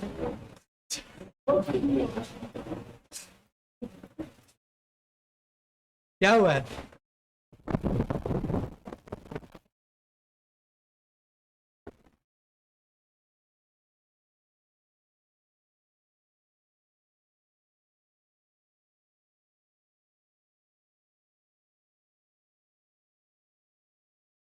आपकी जो रिएक्ट की ऐप है ना वो कंफ्यूज हो गई है पीछे, पेज खाली कर दिया, उसको समझ में नहीं आ रहा मैं क्या लिखा, क्योंकि वो उसको कॉल कर रहा है तो पहले वाला कंपोनेंट कॉल हो जा रहा है, वो पहले वाले कंपोनेंट को कॉल कर रहा है तो दूसरे वाले को कॉल कर रहा है, अब वो ये प्रोसेस ना ये समझ लूप चल गया, वो इनफाइनाइट लूप याद है आपको? इनफाइनाइट लूप चल गया, अब वो जब तक खत्म नहीं होगा वो डिस्प्ले नहीं कराएगा। सारी एडिटिंग करता है वर्चुअल डॉम में, बीच में वो वर्चुअल डॉम में ये सारी चेंजिंग कर रहा है। अब वर्चुअल डॉम में वो एक डिव लगाता है, पीछे से उसको पता लगता है कि अच्छा इस डिव के अंदर एक और डिव लगाना था, वो डिव लगाता है, फिर दूसरा डिव लगाता है। अब जब तक ये प्रोसेस खत्म नहीं होता ना, तो वर्चुअल डॉम एक्चुअल डॉम में लाएगा नहीं।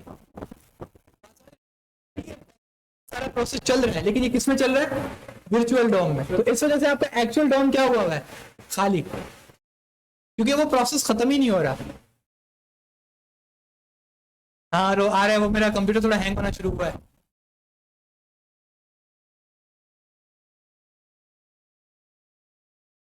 पॉज कर दिया ऑटोमेटिकली, अब ये पूरा हैंग होना शुरू हो गया। इससे पहले ये तबाह हो जाए, इधर से मैं इसको हटा देता हूँ।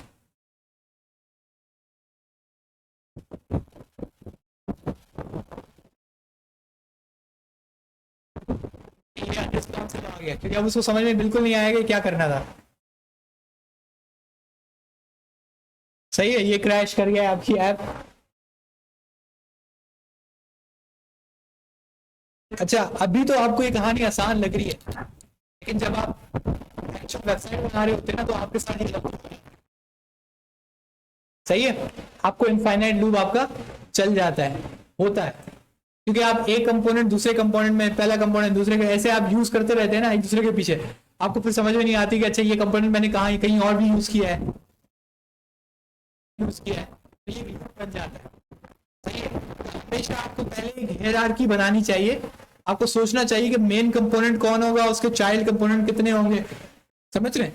फिर इसके चाइल्ड कंपोनेंट कितना होगा, ये पहले थोड़ा सा आपको दिमाग में सोच लेना चाहिए। इस तरीके से आपकी वेबसाइट को देखें, इसको कैसे डिवाइड करूंगा, कंपोनेंट्स में कैसे डिवाइड करूंगा। एक मेरा मेन कंपोनेंट होगा जो इस पूरे पेज को उठाएगा, सही है। उसके बाद एक दूसरा कंपोनेंट होगा जिसमें क्या हो जाएगी, सारी नेविगेशन बार। उसके बाद एक कंपोनेंट होगा जिसमें सिर्फ ये लोगो है। बड़े से बड़े काम के लिए, छोटे से छोटे काम के लिए भी बना सकता हूँ, कोई मना नहीं करता। उसके बाद मैं ये जो एक एक लिंक है, इसका मैं एक अलग अलग कंपोनेंट बनाऊंगा। सही है, ये सारे मेरे कंपोनेंट्स बन गए। उसके बाद मैंने सर्च का अलग कंपोनेंट बनाया, साइन इन और साइन अप का एक और, नेविगेशन बार वाले, और इस पूरी नेविगेशन बार के कंपोनेंट को किसके अंदर रखा? मेन कंपोनेंट, जो बेसिकली सारे पेज को चला रहे हैं। बात समझ आई? तो पहले हम लोग थोड़ा सा ऐसे सोचते हैं कि हम अपनी वेबसाइट कैसी बनाने चाह रहे हैं, इसके अंदर कौन कौन सा कंपोनेंट हमारा लिखना लाजमी है, और हम लोग कैसे करेंगे। ठीक है, ये आपके होते कंपोनेंट्स। अभी आपने देखा कि ये ग्रीडिंग यहां से डिलीट करते हैं।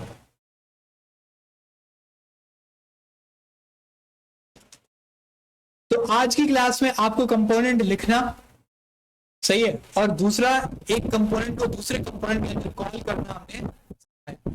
और आपको जैसे दिख रहा है कि इस कंपोनेंट को अगर मैं इस कंपोनेंट के अंदर कॉल कर रहा हूं, तो बिल्कुल एक समझ ले कि वो जावास्क्रिप्ट को, सॉरी एचटीएमएल को रिप्लेस कर रहा है। ऐसा लग रहा है कि ये पूरी जो एचटीएमएल है उठ के यहां आ गई। अब लेकिन एक मसला है, ये लगाना लाजमी सा हो गया नहीं, ये एक लाजमी सा हो गया, लेकिन div क्या है? div एक ब्लॉक लेवल एलिमेंट है। इसका मतलब है कि हमेशा न्यू लाइन बनाएगा हर न्यू कंपोनेंट के लिए। अब मैं ये नहीं चाहता, मैं कहता हूँ यार ये तो पंचायत है, नहीं चाहता, तो मेरे पास कोई ऑप्शन है, अगर मैं इसको हटाता हूँ तो मुझे एरर आएगा, सिंटैक्स एरर आएगा, क्योंकि JSX कहता है कि आपका एक पेरेंट एलिमेंट होना चाहिए, मतलब एक पेरेंट टैग होना चाहिए। इसके पास, आपके पास एक तरीका है,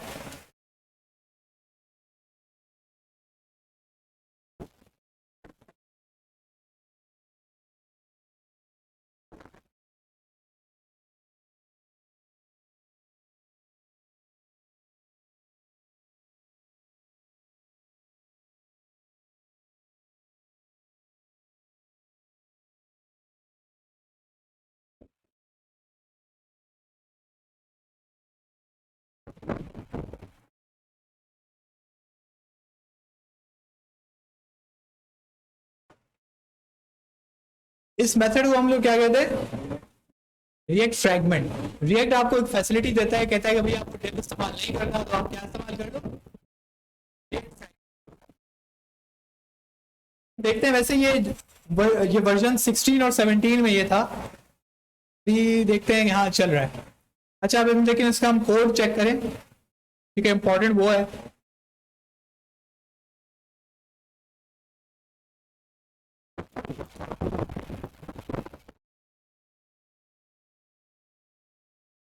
अब जरा इसको गौर करें, ये हमारा रूट वाला डिव है। अब आप इसको देख रहे हैं कि H1 और H2 विदाउट किसी पेरेंट एलिमेंट के आ गए। वो कैसे आए, मैंने क्या इस्तेमाल किया,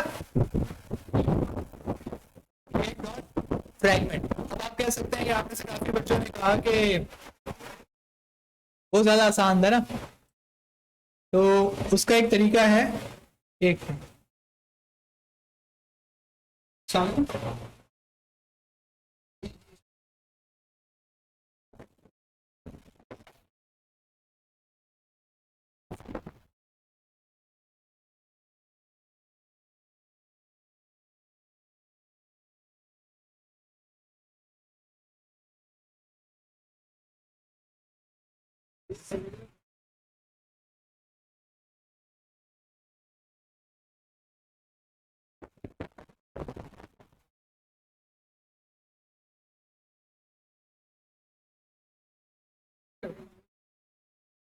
कंफर्म नहीं है।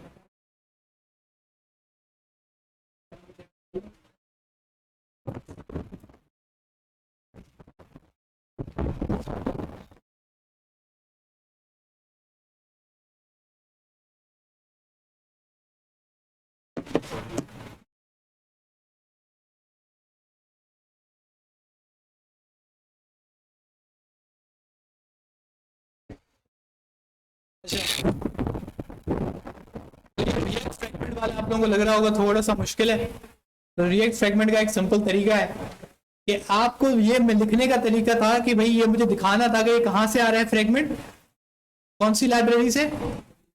तो फाइनली ये जो पहली लाइन लिखी थी इसका कोई ना कोई काम और फ्रैगमेंट, बात समझ आई।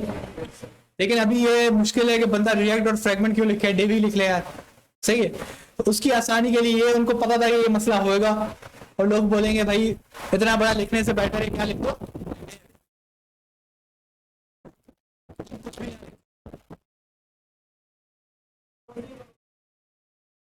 सही है। उसने बोला तुम लोग कुछ भी ना लिखो, बस टैग का जो स्टार्ट और एंड होता है ना उसको खाली छोड़ दो, हम समझ जाएंगे आपको क्या चाहिए, रिएक्ट फ्रैगमेंट चाहिए। इसी चलते सेम काम होगा, H1 और H2 का कोई भी पेरेंट एलिमेंट नहीं है।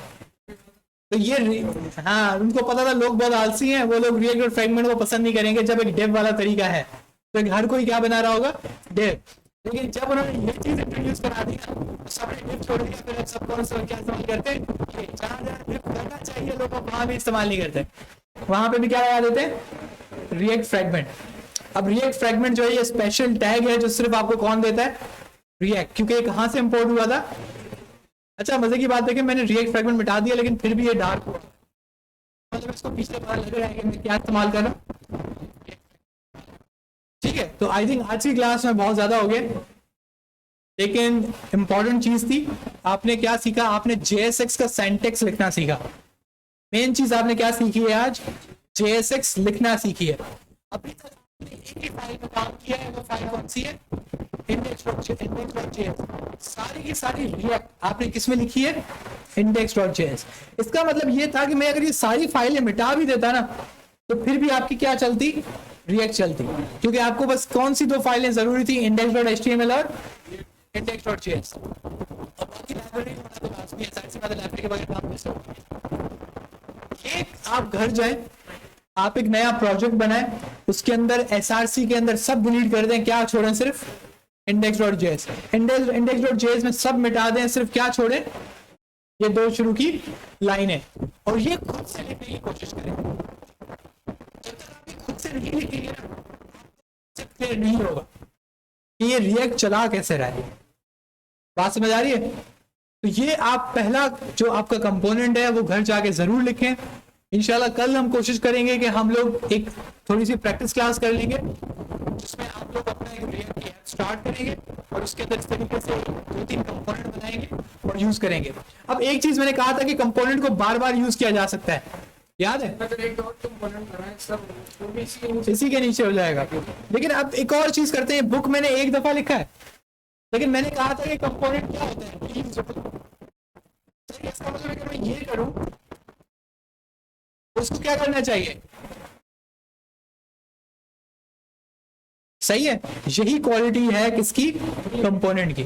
अब आप इस दिस इज बुक, इसको हम कल वेरिएबल को चेंज करेंगे, इसका डेटा हम चेंज करेंगे। यहाँ पे लिखा हुआ होगा this is alpha, this is beta, this is gamma. Component same है, सिर्फ हम लोग डेटा पास कर रहे होंगे जिसकी वजह से यहाँ पर चेंज हो रहा होगा। यही क्वालिटी है किस चीज की? जावास्क्रिप्ट के रिएक्ट फ्रैगमेंट इसकी कंपोनेंट्स। सही है, और यही तरीका है जिससे आपके दराज का जो पूरे आपके प्रोडक्ट्स को पहुंचाने से शो है। तो आज की क्लास में आपको बहुत ज्यादा लोड पड़ी है, इसको थोड़ा घर जाके ना थोड़ा मुंह धो के आप सोचिएगा कि आपने क्या क्या पढ़ा। ठीक है, कल आके थोड़ा सा प्रैक्टिस कर लीजिएगा वरना आप भूल जाएंगे कि क्या था।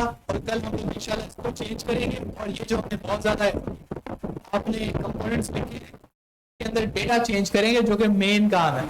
क्योंकि रिएक्ट का मैंने आपको बताया था कि मेन काम क्या है? डेटा। ये डेटा चेंज हो तो रिएक्ट भी चेंज हो, क्योंकि रिएक्ट का नाम रिएक्ट पड़ा ही इस वजह से क्योंकि वो चेंज ऑफ डेटा पे असर करता है। कल मुलाकात होती है, दूसरी क्लास का टाइम होता है। अल्लाह हाफिज़।